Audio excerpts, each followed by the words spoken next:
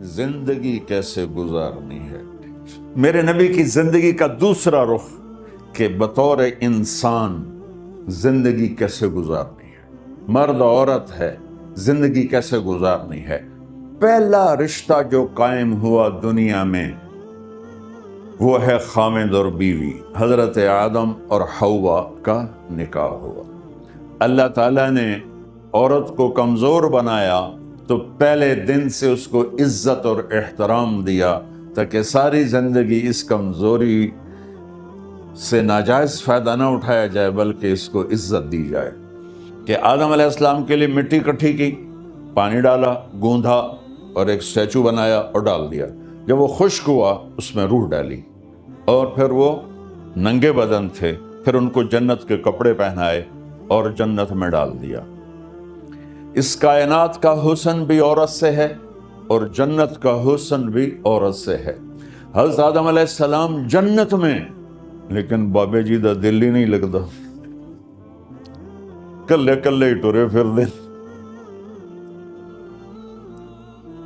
اب اللہ نے عورت کو بنانے کا ارادہ کیا تو اللہ ایک ڈھیر مٹی کا اکٹھا کر کے عورت کے لیے بھی بنا دیتا اور اس کا اسٹیچو بنا دیتا اور اس کو خشک ہونے دیتا، پھر اس میں روح ڈالتا، پھر اس کو کپڑے پہناتا۔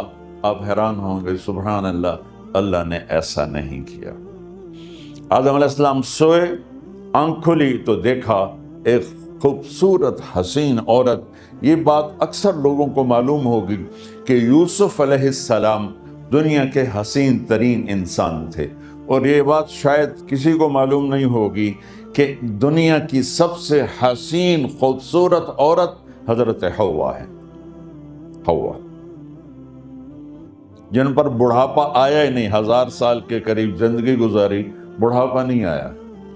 حضرت آدم اور حوا قریب قریب عمر تھی۔ حضرت آدم کی عمر تو کتابوں میں مل جاتی ہے 1000 برس، لیکن حضرت حوا کی عمر کتنی تھی یہ کہیں پڑھنے کو ملا نہیں، اس لیے میں اندازہ کرتا ہوں کہ قریب قریب ہوگی۔ بڑھاپا نہیں آیا، بیماری نہیں آئی۔ اور حضرت حوا کو مینسز بھی نہیں آتے تھے۔ یہ عجیب بات آپ کو بتا، اللہ نے اتنا جنت کا ان کے اندر نمونہ رکھا۔ تو جب حضرت آدم کی آنکھ کھلی تو دیکھا ایک حسن کا پیکر، انہوں نے تو جنت ہی بھول گئی۔ لگے یا اللہ ہن دل تھریا جا، یا لے کون ہے؟ کہ تیری بیگم۔ کہ واہ جی واہ، موجاں ہی موجاں۔ تو اللہ تعالیٰ نے نکاح پڑھایا۔ سبحان اللہ، اپنے نبی کی شان دوبارہ سنو۔ تو اللہ نے کہا آدم اپنی بیگم کا مہر ادا کر۔ تو وہ پوچھنے لگے کیا مہر ہے؟ دیکھو ایک بات سنو، مہر کسی کی بیٹی کی قیمت نہیں ہوتی۔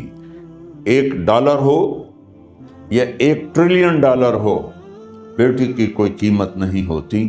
یہ ایک نشان ہے کہ اس بچی پر اب یہ جو خامد ہے وہ موت تک خرچہ اس کے ذمہ ہے، بیوی کے ذمہ خرچہ نہیں ہے۔ خامد کما کے لائے گا اور اپنی بیگم کو کھلائے گا، اور بیوی گھر کی ذمہ داری نبھائے گی۔ تو خیر وہ الگ بات چلی جائے گی۔ اللہ تعالیٰ نے کہا کہ مہر ادا کرو۔ کہا جی کیا مہر ہے؟ تو میرے اللہ نے کہا تیری نسل میں میرا آخری نبی آئے گا، اس پہ ایک دفعہ درود پڑھ دے، یہ مہر ہے۔ اچھا، شروع دن سے ہے کہ میں نے قبول کیا۔ قبول کیا کا مطلب ہے کہ میں اس لڑکی کو قبول کر رہا ہوں، اس کی کمیوں کے ساتھ بھی خوبیوں کے ساتھ۔ اور جب لڑکی کہتی ہے سائن کرنا قبول کیا ہے، یا زبان سے کہے قبول کیا ہے، تو یہ اس بات کی گارنٹی ہے کہ میں نے اپنے اس لڑکے کو خامد ہونے کے طور پہ قبول کیا، اس کی کمیوں کے ساتھ بھی، اس کی خوبیوں کے ساتھ۔ اور جو ہی شادی ہو کر ڈولی سسرال کے گھر جاتی ہے تو ٹیسٹ شروع ہو جاتا ہے، کی کر دیے، باندھی کے میں، اٹھیں دی کے میں، بول دی کے میں۔ اور اس میں بہت زیادہ نیگیٹو کردار ہے سسرال کا.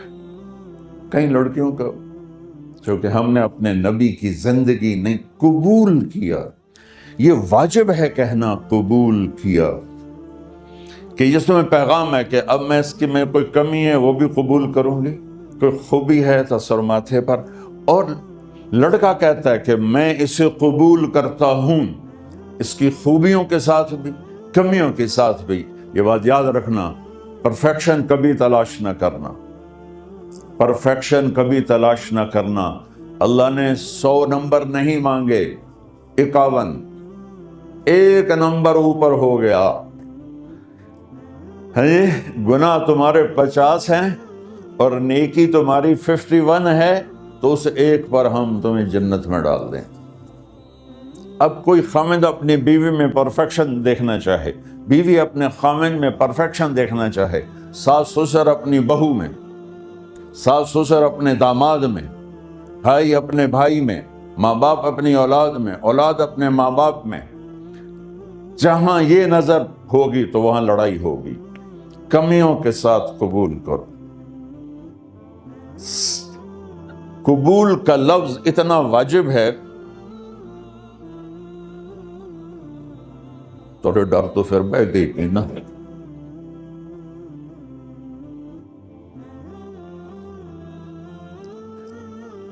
قبول کا لفظ اتنا ضروری ہے کہ اس کے بغیر نکاح ہی نہیں ہوتا. میں یہ کئی جگہ لطیفہ سنا چکا ہوں, اور واقعی قصہ بھی ہے, ایسے لطیفہ نہیں ہے. میرے دوست ہیں, ذمہ دار ہیں اچھے, تو ان کے گاؤں کا ایک بچہ چھوٹی عمر میں بسوں پہ جا کے نا وہ جاب پہ لگ گیا. تو اس کا کام ہوتا ہے بس کو صاف کرنا, ڈرائیور کو چائے پلانا, اور جہاں کہیں رش ہو تو اس کو ڈائریکشن دینا, استاد جی کٹ لو, استاد جی آن دیو, استاد جی جان دیو. تو یہ اس کا محاورہ بن جاتا ہے. اب اس کا نکاح ہوا تو مولانا صاحب نے کہا بھائی عبد الرحمن, میں فرضی نام لے رہا ہوں, نام مجھے اس کا یاد نہیں, عبد الرحمن زینب بنت اسلم نو تیرے نکاح دیتا 500 مہر تو قبول کیتا. تھوڑی دیر سوچ کے کہندا جی آن دیو. اس نے ساری زندگی آن دیو ہی سیکھا تھا. تو اس کے بھائی نے اس کو نہیں ماری, تو کہنے لگا جی جان دیو. مولانا صاحب نے کہا آن دیو جان دیو نال کم نہیں بننا, تو آگے میں قبول کیتا.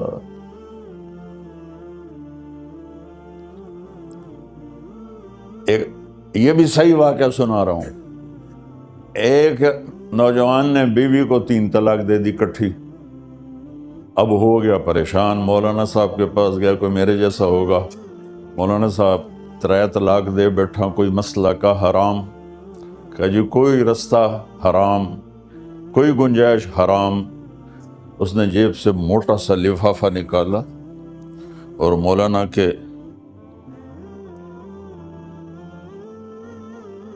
جا نماز کے نیچے ڈال دیا. کہ مولانا صاحب کوئی گنجائش, کہ ہوں تو سوچنا ہی پوے. کی آکھیا ہی تو اپنی بیگم نو؟ اس آکھیا جی میں آکھیا ہی 3 طلاق, مبارک ہو طلاق نہیں ہوئی. میں آکھیا جی او کی میں؟ آکھیا او جڑا یہ طلاق ہے عربی دا لفظ, اس سے چاکھنا پمدا ہے طلاق.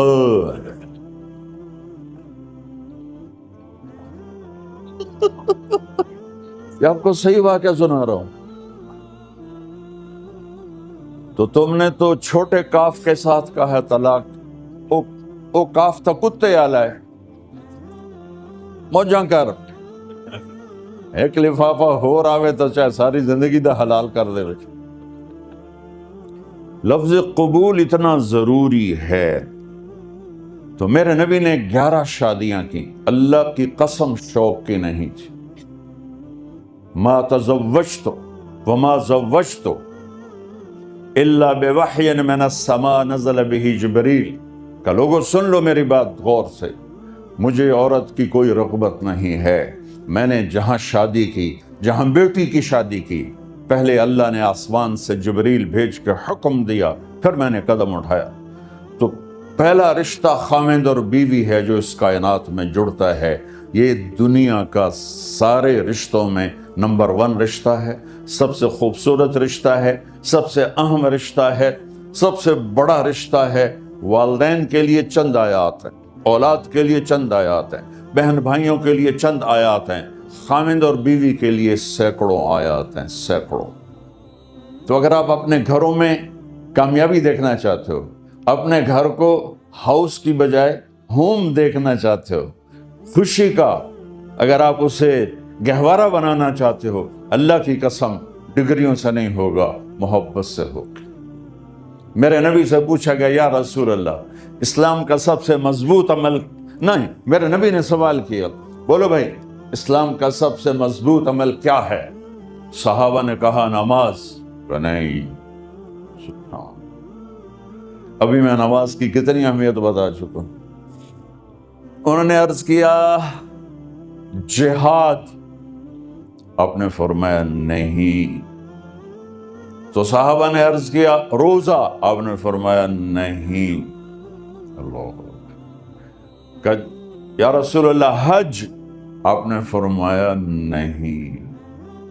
تو سارے صحابہ حیران ہو گئے، یا رسول اللہ نماز، جہاد، روزہ، حج،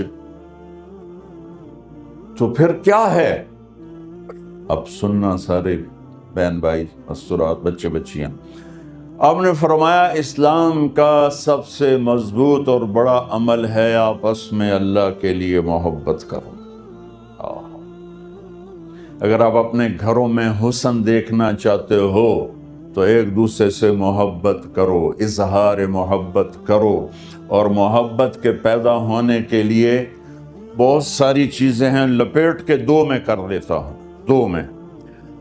بیوی کی خوبی دیکھو، کمی نہ دیکھو، خاوند کی خوبی دیکھو، کمی نہ دیکھو، پہلی بات۔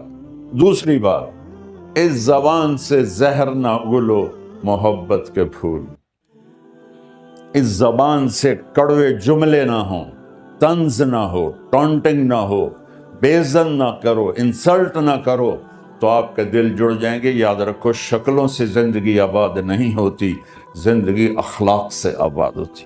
تو اپنے گھر سے ٹونٹنگ نکال دو۔ نہ کہا کا مطلب ہے بارش کا زمین میں جذب ہو کر یکجان ہو جانا۔ 2 زندگیوں کا محبت میں جذب ہو کر یکجان ہو جانے کو نکاح کہتے ہیں۔ نہ کہا آنکھوں میں نیند کا اتر کے سلا دینا۔ نہ کہا خاوند اور بیوی کا ایسی محبت دینا کہ چین کی نیند آ جائے۔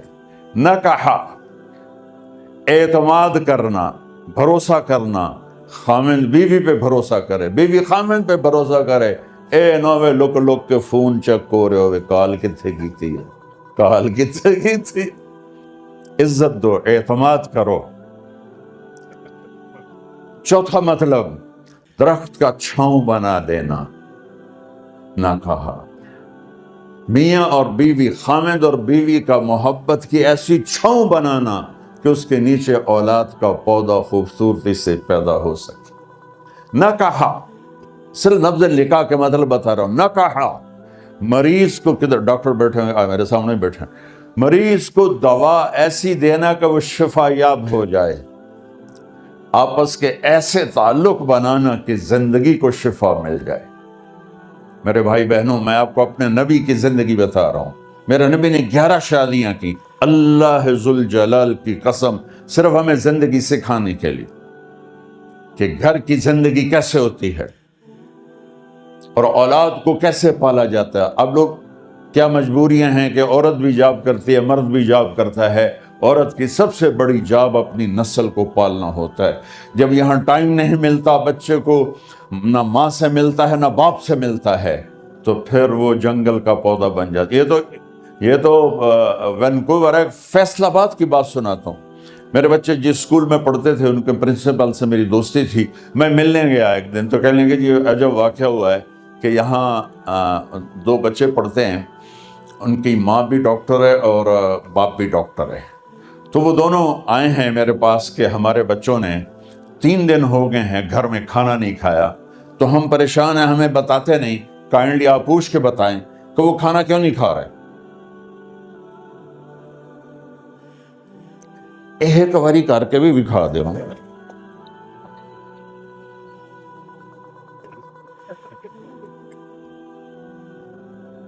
ہمارا دین اتنا خشک نہیں، ہمارے مولوی صاحبان نے زیادہ خشک بنا دیا ہے.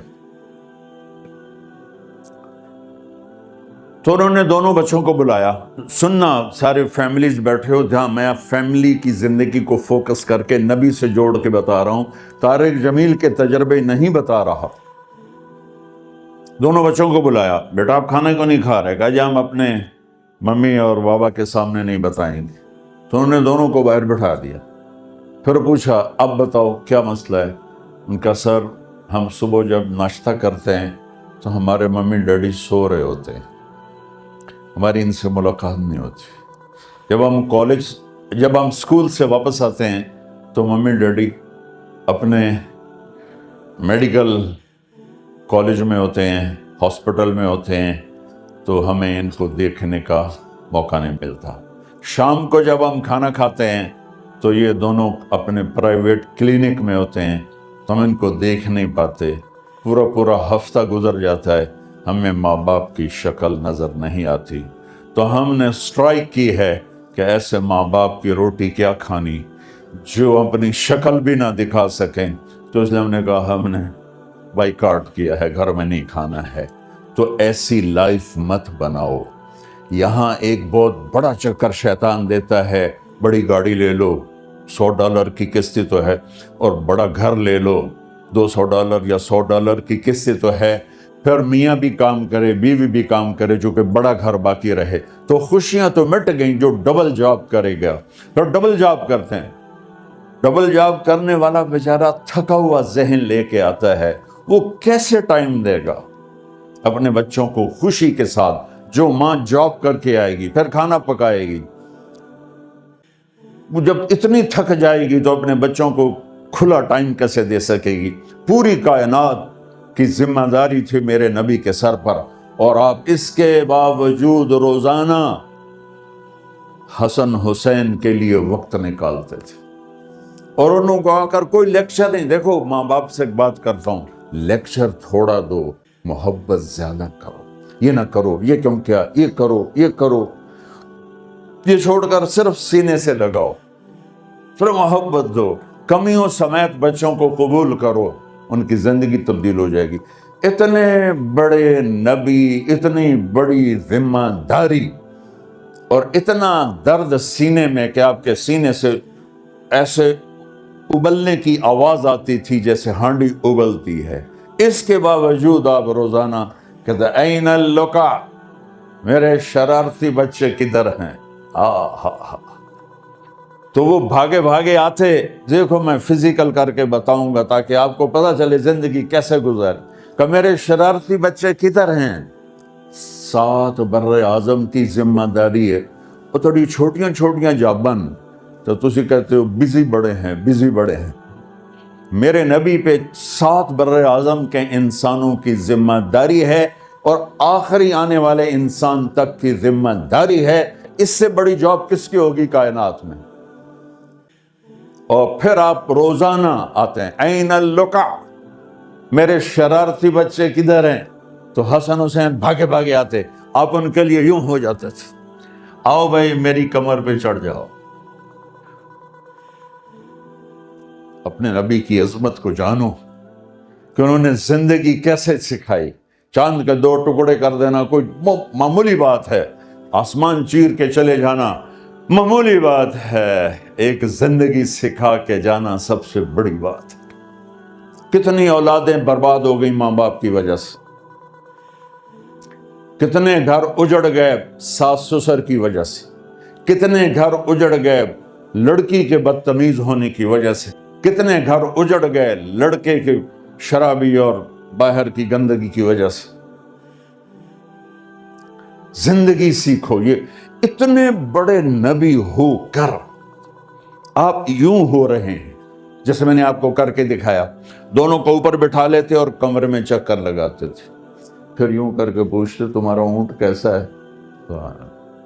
پھر دونوں کو اتار لیتے اور اپنی نواسی زینب، جن کو حضرت علی کی وراثت ملی، کس کی؟ علم کی، فصاحت اور بلاغت کی. ان کو کمر پہ بٹھا لیتے اور اکیلی زینب کو پورے گھر میں چکر لگواتے تھے. اور بھی دکھ ہیں زمانے میں محبت کے سوا، راحتیں اور بھی ہیں وصل کی راحت کے سوا. کیا صرف کمانا ہی کام ہے؟ ادھار کی زندگی سے بچو، خوش و خرم رہو. اس کو قسط دینی ہے، یہ قسط دینی ہے، یہ قسط دینی ہے، یہ دینی ہے. سر میں درد نہیں ہوگا تو اور کیا ہوگا؟ تو آپ اتنے بڑے عظیم ہو کر وقت نکال رہے ہیں. اور حضرت ابو ہریرہ فرماتے ہیں میری آنکھوں نے دیکھنا سارے کہ آپ نے کبھی حسن کبھی حسین یہاں جیسے مائیں کرتی ہیں ادھر کھڑا کیا ہوا ہے اور جھولا جھولا رہے ہیں ایسے، اور ان کے دونوں ہاتھ پکڑ کر کہہ رہے ہیں آ جاؤ اوپر آ جاؤ، اوپر آ جاؤ، آگے پہاڑی ہے، اوپر آ جاؤ، آگے پہاڑی ہے. تو ایسے ایسے آتے اور اوپر آؤ، وہ یہاں آ جاتے. آگے آؤ، وہ یہاں آ جاتے.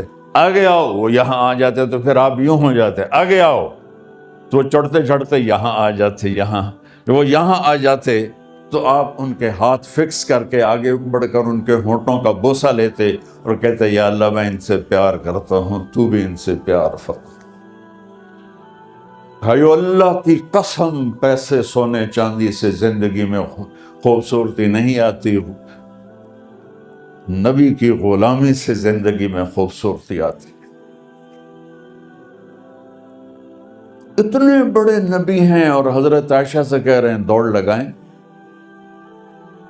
یہاں کسی مولانا سے پوچھو اپنی بیوی سے کبھی کہا اس نے کہ دوڑ لگائیں؟ الٹا سوٹا لے آتے کھلو جاوے گا. عائشہ دوڑ لگائیں. اور واپسی کہاں سے ہو رہی ہے؟ دوڑ کہاں لگ رہی؟ جہاد کے سفر سے واپسی ہو رہی. اور آپ نے اپنے صحابہ سے کہا سب آگے چلے جاؤ. جب سارے آگے چلے گئے اور کوئی نظر نہیں آ رہا تو آپ نے کہا عائشہ آؤ دوڑ لگائیں. تو حضرت عائشہ کہتی ہم نے دوڑ لگائی تو میں آگے نکل گئی لیکن ابھی پیچھے رہ گئے. کچھ سال گزرے تو پھر ہم سفر سے واپس آ رہے تھے تو آپ نے صحابہ سے فرمایا سب آگے چلے جاؤ. چلے گئے. آپ نے کہا عائشہ دوڑ لگائیں؟ یہ لگائیں. کون دنوں میں ذرا موٹی ہو گئی تھی تو پھر اللہ کے نبی آگے نکل گئے، میں پیچھے رہ گئی.